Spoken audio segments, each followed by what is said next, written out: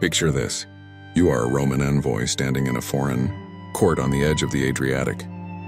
See, you are not here to negotiate. You are here to threaten. You speak with the confidence of a rising superpower. You warn Queen Tuta of Illyria that if she does not control her people, Rome will teach her how to rule. She does not shout. She does not argue. She smiles. Days later, as you step onto your ship, an assassin's blade cuts your throat. Your body collapses onto the deck, bleeding into the sea. In 230 BC, Rome's first diplomat was murdered in decades. And with that single act, Rome stumbled into a war it did not understand. Rome meets the Illyrians, Cos 140. At this moment, Rome was fresh from victory against Carthage in the First Punic War. The Senate believed the Mediterranean now belonged to them. Across the Adriatic lived the Illyrians, a network of tribes ruling the jagged Dalmatian coast, modern-day Albania, Montenegro, and Croatia. To the Romans, they were barbarians. To merchants, they were a nightmare. The Illyrians had turned piracy into a state-supported economy. Their rocky land could not feed them, so they harvested the sea instead. Every trade ship sailing between Greece and Italy passed through Illyrian waters, and many never made it. Illyria had recently been unified by King Agron, a brutal and charismatic warlord. After his sudden death, power passed to his widow, Queen Tuta. Rome assumed she would be weak. They were wrong. When Roman envoys demanded an end to piracy, Tuta replied honestly, Illyrian kings did not interfere with how their people earned wealth. To stop piracy would mean rebellion. When one envoy insulted her authority, Tuta chose a permanent solution.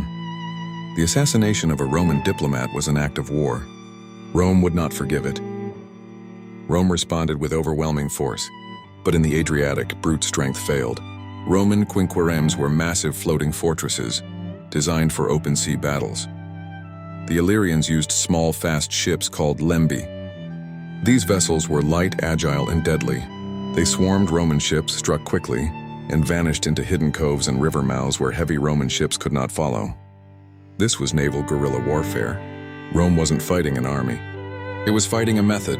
229 BC, Rome escalated. 200 warships crossed the Adriatic.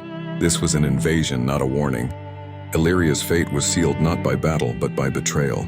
Queen Tuta's top general, Demetrius of Pharos, surrendered key fortresses to Rome in exchange for power. With Illyria divided, Rome crushed the resistance. Tuta surrendered. Illyria was broken apart, taxed, and stripped of its navy. The pirate empire was dead, or so Rome believed. Roman peace was brutal. Illyrians were forced into silver mines, taxed into poverty, and divided to destroy their identity. For decades, anger grew beneath the surface.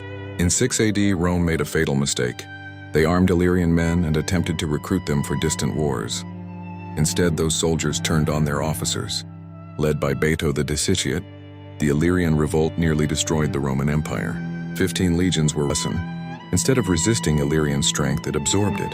Illyrians became the backbone of the Roman army. From these rugged lands came emperors like Aurelian, Diocletian, and Constantine the Great. Men once labeled pirates now ruled the empire. Constantine even moved Rome's capital east, building Constantinople. The barbarians had not destroyed Rome. They saved it. Conclusion: the pirates who shaped history, 637. The Illyrians began as Rome's enemies.